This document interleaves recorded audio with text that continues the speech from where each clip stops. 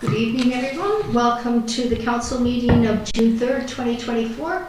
Thank you, Councillor Donaldson, for the territorial acknowledgement.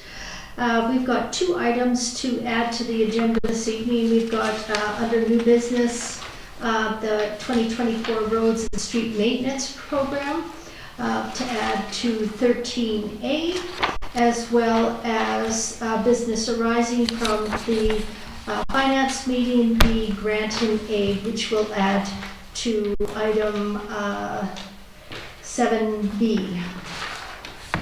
Okay, with that, I'll take a motion to adopt the agenda as amended. Moved by Councillor Donaldson, second by Councillor Schuppen. All in favor? Opposed? Carried. Thank you. We don't have any presentations. We have some time for public participation. Does anybody would like to speak at the microphone? You have 4 minutes. If you could state your name and your street, that would be great.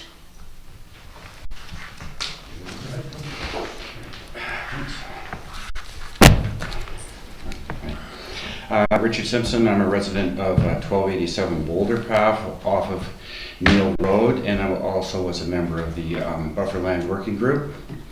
I want to state that I fully support the council and the diverse challenges you have to consider in looking out for all Metchosin residents. I support protection of the bufferland as a natural environmentally sensitive area. However, as a result of the council meeting last week, my personal position on the recommendations advanced by the Bufferland Working Group have shifted, or at least are shifting. This is primarily because I think the working group's recommendation have paralyzed council's ability to make any movement forward. Let me explain. First, last week council decided to review the working group's report again, a report which they've had in hand for 6 months and has already had a number of fulsome discussions on the report, including at the May 13th community planning meeting. Is another discussion on the report helpful? Second, last week council rejected a recommendation to engage in discussions with the CRD or any other organization. Council Metchosin residents may not support a sale or collaboration with a CRD or other organization. In the end, I personally may not support such a collaboration, but I do support any information gathering which will fully inform our final decision making. After last week's council meeting, I looked over the CRD Regional Parks and Trails 10-year strategic plan, and their values and priorities clearly align with the Bufferland Working Groups. Is there helpful information to be gained by talking to them? Talking to the CRD or anyone else doesn't set a direction or limit our choices.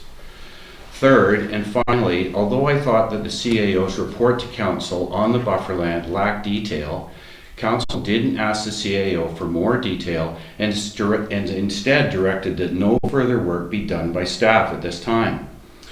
I'm not sure why council would have asked. I'm not sure why council wouldn't have asked for more analysis to be done by staff to provide a more of a detailed rationale explaining why Metchosin can't manage the bufferland alone.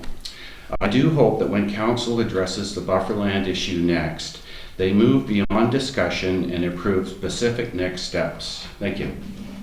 Thank you. Does anybody else wish to speak at the microphone? Okay, seeing none, we'll move on to the meeting. Thank you. We have the adoption of the minutes on page 3 of your council agenda. This is the meeting from May 27th. Move adoption, but a quick word if I could. If there's a second. Moved by Councillor Schuppen, seconded by Councillor Gray. Go ahead, Councillor Schuppen. Oh, thank you very much. And of course, as Mr. Simpson is saying, this is the meeting where we talked about the bufferland. And again, I said at that meeting that I agreed that the working group's efforts hadn't really been dug into. I should let the council know that I have had some brief discussions with staff about when that subsequent meeting is, because that's what we talked about.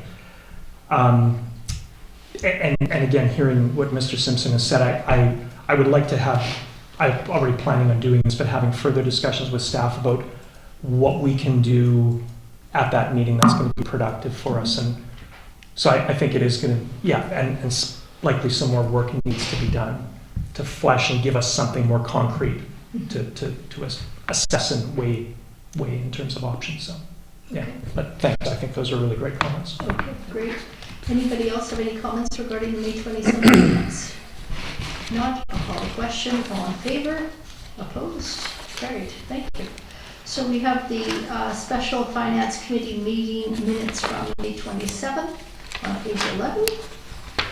Councillor Johnson, move receipt. Seconded by Councillor Eck. Comment? None. All in favor? It's unanimous. Thank you. My mayor's report, verbal report. Today was the opening of the Metchosin Pharmacy. The ribbon cutting was at 11 a.m. It was a really nice event. Congratulations to Shadi Garris and his partner Irene, who have opened the Metchosin Pharmacy. They've got many services that are going to be offered. He's very excited to be in the community. They have virtual doctor on site, pharmacist home visits, free prescription delivery, blister packing, vaccinations, compounding pharmacy, smoking cessation, tools, lots of information, and he's very, very happy to be in our community. So they're welcoming the community all week to have a piece of cake. So please drop by the pharmacy, and thanks to the councillors who were able to make it today. That's it for my mayor's update. Moving to page 15, business arising. Councillor Donaldson, this is the Special Finance Committee recommendations of May 27th. Yes, excuse me. I'd like to make a motion in regards to the 2024 reserve balances, that the optimum levels of the following reserves be changed as follows. Building replacement reserve increased to $4 million.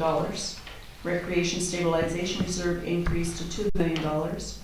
Revenue shortfall reserve increased to $500,000. And that the following amounts be transferred to or from specific reserves below. And I won't list all of them unless you want me to. That's fine. In a total of $506,494. Okay. This is moved by Councillor Donaldson, seconded by Councillor Shukin. Any comments? It was great to see Mr. Weller out to that meeting, Yes. and we have healthy reserves, and I really appreciate his acumen and his education and experience. And we will miss it later on today later on this year as he retires. So Yes. it was really great to see him. Yes, it was. Okay, anybody else? If not, thank you for that. I'll call the question. All in favor? Opposed? That's unanimous. So the addition is the business arising from the meeting earlier this evening on June 3rd. This is the grant and aid requests. I'm just going to read them. That council, or actually, if you could do that, that'd be great. So this is oh no, you don't have it. I've got it. Never mind. I will do it. The Access West Shore Society, $250. Crisis Intervention and Public Information Society of Greater Victoria, Need to Suicide Prevention, Education and Support, $1,300. Wandafuka Lacrosse Association, $900. Wandafuka Performing Arts Center Society, $300. Princess Edward Pacific Number 9 T1 branch, the Royal Canadian Legion, $350. Reimagine West Shore, $320. South Vancouver Island Farmers Institute, $500, and Wildlife, $1,080. The total allocated budget amount was $5,000. With that, I'll take a motion to approve this. Move to approve. Moved by Councillor Donaldson, seconded by Councillor Eck. Discussion. All in favor? Opposed? Carried. We've got reports to council on page 17. It's with great pleasure. The 2023 District of Metchosin Annual Report is included in the council package along with recommendations. I would like to congratulate Ms. Hanson. The annual report gets better and better every year. All you have to do is look before 2022 at the annual reports, and you can see this remarkable difference between the 2023 report and the 2022 report and others. So we're meeting required legislation and going beyond. So with that, I want to thank Ms. Hanson for all her efforts. Any comments? Yeah, go ahead. I actually have quite a few comments. Yeah, absolutely. Go ahead. Just some things that I had seen. Really enjoyed reading this whole package. I was looking forward to it after last year's nice colorful layout, and knowing that Ms. Hanson is going to do even that much more, because she is very conscientious of her work and pulls things together, keeps us we're all organized. Clearly she's done the same and has gone above and beyond. There were, it's great to see the whole year in review, but where we want to go in the future, and how we've listened to our community as well, and how and that's been instituted in our strategic plans and in our finances, trying to meet the needs of the community and finding that balance. There were a couple of things that I did pick up on. If you could bear with me. One was there was some highlights from the Agricultural Committee. The one thing that was missing was the AVIC farm tour that we did, that we hosted. Yeah. With photo, but there's no write-up in there, so I'd be happy to help with that. Okay. So that was one of the things that I noticed.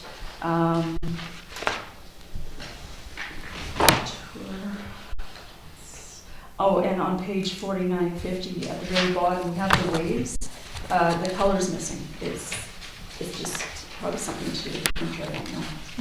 And then on page 57, I think that was the transportation, where it talks about annual mowing, patch, crack sealing, that sort of thing. Those are, and I don't know if it matters or not, but those aren't what our staff do. Those are contracted out services. If we just wanted to mention that we actually contract those as well, because we do have contractors both in-house and in each of our departments we probably do as well. Okay. Any other comments, Councillor Donaldson? No, that's all I have right now. Thank you. Okay, thank you. Councillor Epp, then Councillor Shukin. I just had a couple on page 45. Just somewhere. Just a couple of changes, which I spoke to Ms. Hanson earlier today. That was for the school working group. There was just a couple of changes there. And on page 69, the RCMP, where it mentions that it reports to 5 municipalities, it also reports to the Saunters and Esquimalt First Nations. So Ms. Hanson, I have those. Okay, great catch. Councillor Shukin. Congratulations to Ms. Hanson and the team that put this together. I have just a very few little typos that I'll pass on to Ms. Hanson, but overall, wonderful. Okay. So, and the blend of, so it's a 2023 report, but the blend of adding the 2024 stuff I thought was really good. So, yeah, great. Okay. Thanks. Okay, Councillor Gray and then Councillor Epp. Sure, just my thanks to the staff for putting this together, and Ms. Hanson particularly. The one thing that I wondered about, this is for 2023, and it's pretty impressive in terms of the amount of things that we did and laid out here. And a lot of that was under the leadership of Sue Lynn-Tarnowski, our interim CAO, and I thought it would be appropriate that she be mentioned in the report, given that she was the CAO through the entire year. Thank you. Just I intended to say how great it looks. Level of pictures and the whole layout. It really is a really impressive document. So thank you. Okay, so with that, we've got some recommendations there. Does anybody want to move that and read them out? I'll read them. Okay, go ahead, Councillor Gray. Well, Cynthia, I would move that we're meant to bring this forward to our next meeting, is it? Actually, what I'll do is I'll read that council directs staff to make available for public inspection the District of Metchosin 2023 annual report in accordance with Section 97 of the Community Charter, and to schedule an annual meeting regarding the 2023 annual report at the regular meeting June 17th, in accordance with Section 99 of the Community Charter, and to publish notice of the annual meeting in accordance with Section 94 of the Community Charter. Okay? Yeah. Okay. I'll second that. So I will move that, moved by myself, seconded by Councillor Gray. Any comments? No? Call the question. All in favor? That's unanimous. Thank you.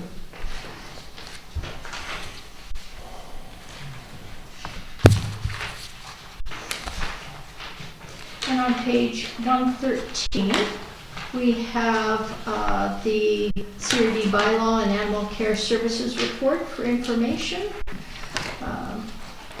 So we are spending money on bylaw and bylaw enforcement.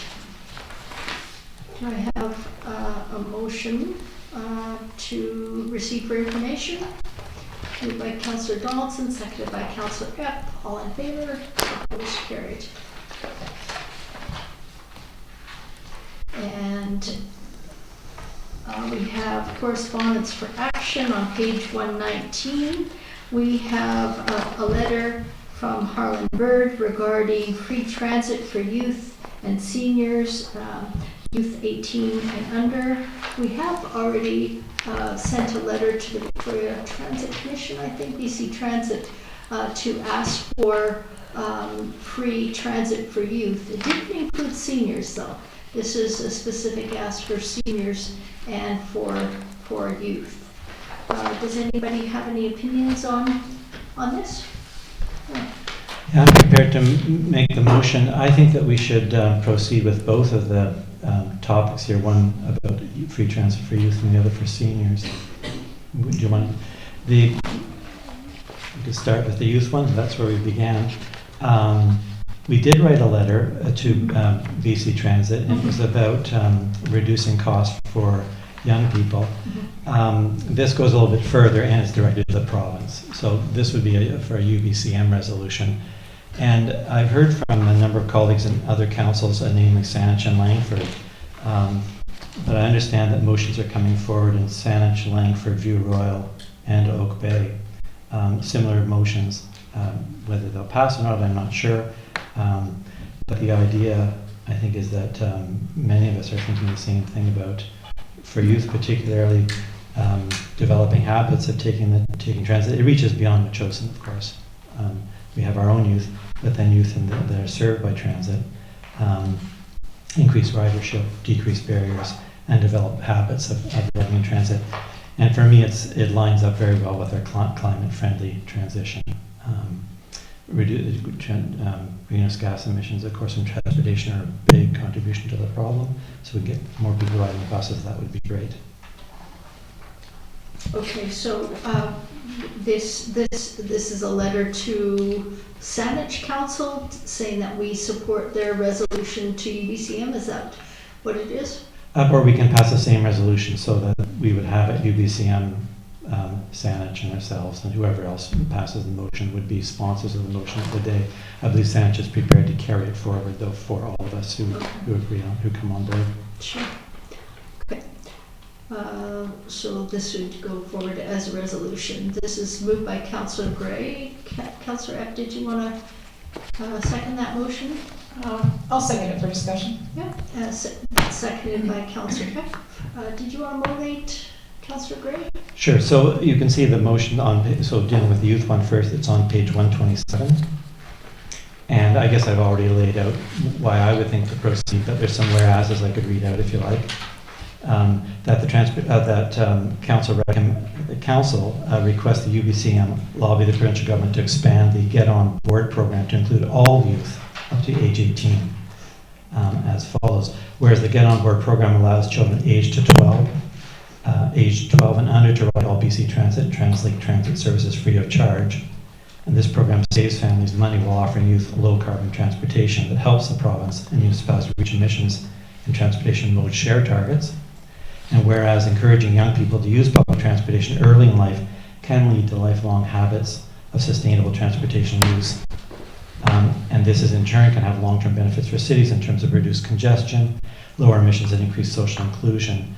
Therefore, be it resolved that UBCM lobby the provincial government to expand the Get On Board program to include all youth up to the age of 18. So that's the motion itself, and I guess what we're talking about here is moving in terms of our climate declaration and climate plan to move forward with that. There are costs associated with this, of course, but what we know is that the provincial government spends an awful lot of money on highway and highway expansion, highway improvements, and we're wanting to move things such that we're less personal vehicle oriented and more public transit oriented.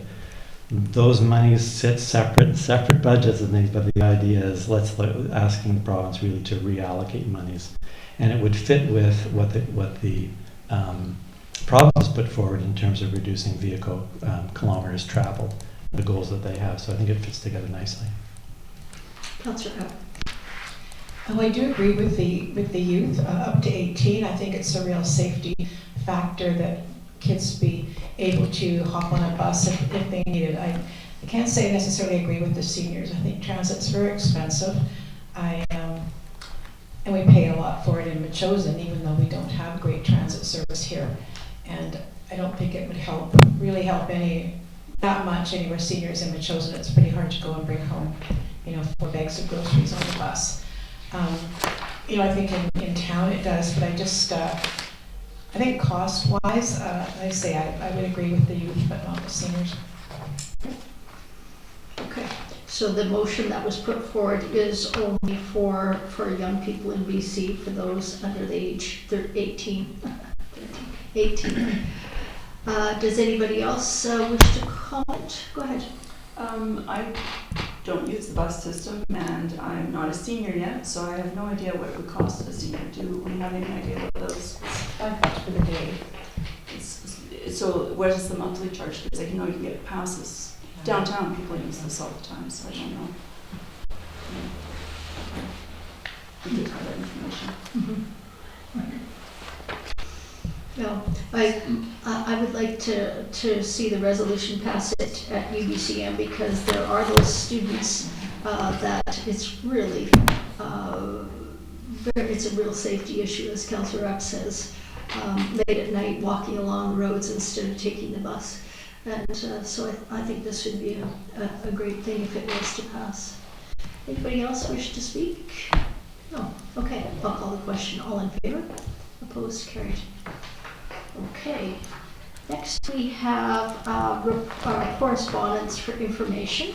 Excuse me, maybe I'll just make the motion then about the seniors. Okay, sure.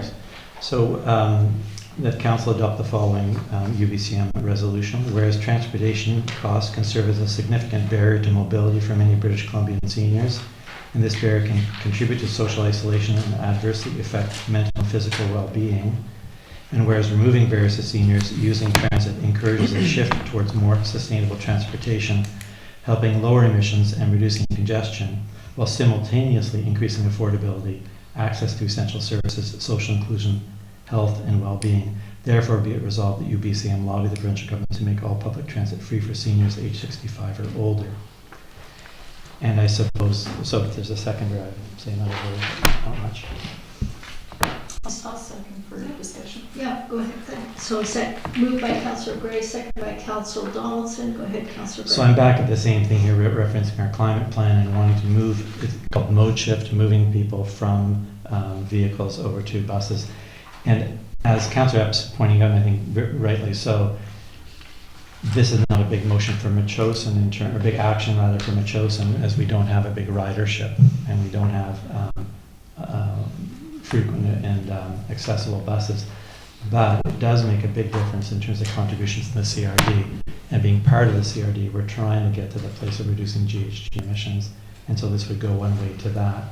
But then, as the motion says, increasing mobility, accessibility, and other things for seniors is a good idea, given many are on low incomes. Councillor Donaldson, did you want to speak to this motion? The point that Councillor Gray brings up about some of our seniors on low incomes, and I do know this from having it's been a while, but living in the city and what I do see in the city as well when I'm visiting there, a lot of seniors that are able to afford are usually driving vehicles. They're not taking the buses. So I do see that is a part of our society that it would definitely benefit. Those are very condensed urban areas. Yeah, I think social inclusion, environment. Okay. The reason why I was not all that interested in supporting the motion is because we have to have somebody to pay for the transit. So we've got anywhere from 18 now to 64 to pay for the transit. Anytime we have an increase in levies or in passes, the community's in an uproar. So we've got to have enough money to support the overall transit system as well. I'm more concerned about the youth. If we can get that passed with 18 and under, I think that would be great. Anything else, Councillor Schuken? And Mary Lynn, I think along the same lines as you do, and I have to say I'm reluctant to weigh in on issues like this that are quite complicated. There is a revenue question here, and there's the potential, anytime you're offering a free service, it's going to be made up for elsewhere, or you're going to reduce service. I'm someone who basically grew up on a city transit bus in Calgary and paid every step of the way. I can see the benefits of providing free passes to youth, but I think there are limits in terms of how much that might extend. And again, there's potentially a question of rider fares increasing or service levels potentially being reduced. So I don't know, probably along your lines of thinking. So thank you. Okay. Councillor Gray, then Councillor Donaldson. Sure, just to respond, I think we know the cost of highway construction, for example, the Mackenzie interchange or the flyway over on the big highway. They're hellishly expensive improvements that are made to the highways. And as we know, it's you built it and they will come. We need to start changing our ways here. So at some point, we've got to get people into the bus systems. Maybe everybody thinks, well, it'll be next year, or maybe it'll be the year after. I guess what's going on here is that we have a group of people in a variety of municipalities, I named one of you, Royal Oak Bay, Saanich and Langford, who are all looking at this, and Saanich has gone ahead and passed the motions, as my understanding, with the notion if we move together, we can maybe get the province to make a move. But it's not about asking them to increase fares for other people. We're trying to get people onto transit. So the idea is, would you please pull the money from the highways and the other places to pay for this? Mr. Donaldson. Those are good points, but as to what Councillor Schuken was saying, there is a transit levy. Every time you go to the gas station, there's an extra tax. I know this because when I go to Mill Bay, I don't pay that tax because they don't have transit. So those of us living in the urban cities or closer to them, we are paying. So it's downloaded to all of us to some degree. So I just wanted to make that point too. So that too could increase. There's different ways it seems to get filtered in. I'm not sure. Okay, I think we've exhausted that. I'll call the question on the motion. All in favor? Councillor Gray, all opposed.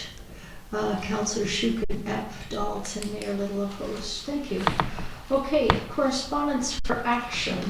We have on page 135, we have a letter from Minister Ralston acknowledging our correspondence regarding the Weed Control Act.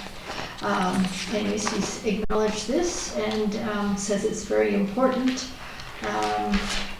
Doesn't really make any promises, but acknowledges that the approach will require additional consideration and discussion. So I think we'll hold them to it. Go ahead. So I'll move receipt. I think what this is just just basically a letter saying they're not preparing to take any action, which is unfortunate given your letter, which I think is well written, and Mayor Little. We've got a really desperate problem with invasive plants, and the idea that we can't move forward to limit their sale is unfortunate. I don't know when the UBCM deadline is, but you might consider putting forward a resolution. I think there has been many resolutions at UBCM regarding invasive species, but anyways, you might want to consider that. Yeah, thank you very much for the suggestion. The due date is June 16th, so we can't make that one this year, and that's why the other motions were on the table tonight. Mm-hmm. Okay, so this is moved by Councillor Gray for receipt. Can I have a seconder, please? Second by Councillor Shukin. Questions? All in favor? Opposed? Carried. And then we have the letter from Laurel Grimm, the Director of Corporate Affairs from Logan Lake, regarding public consumption of illegal substances. I think the province has already moved to reverse the earlier legislation and now restricting public consumption of illegal substances through their Public Consumption Illegal Substance Act. So that's Bill 34. With that, I'll take a motion to receive. So moved. Moved by Councillor Shukin, seconded by Councillor F. All in favor? Opposed? Carried. And then we have this addition to the agenda. This is from our CAO, who's away this week, Bob Payette, to Council. This is the 2024 Roads and Street Maintenance Program. The recommendation is that the works for the 2024 capital patching be awarded to the lowest bidder, Capital City Paving, in the amount of $148,238 plus GST. The reason why we're seeing this rather than it going directly through staff is because of the amount, according to our bylaw. Go ahead. I'll move that recommendation. Moved by Councillor Epp, seconded by Councillor Donaldson. Anybody else have any questions? All in favor? Opposed? Carried. And that's it. We don't have any bylaws, other business, question period. Does anybody want to ask any questions? It is before, it is only 5 to 8. That's remarkable.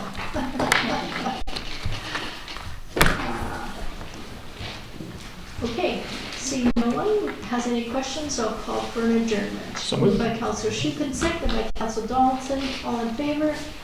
Opposed? Carried. Thank you. That might be a modern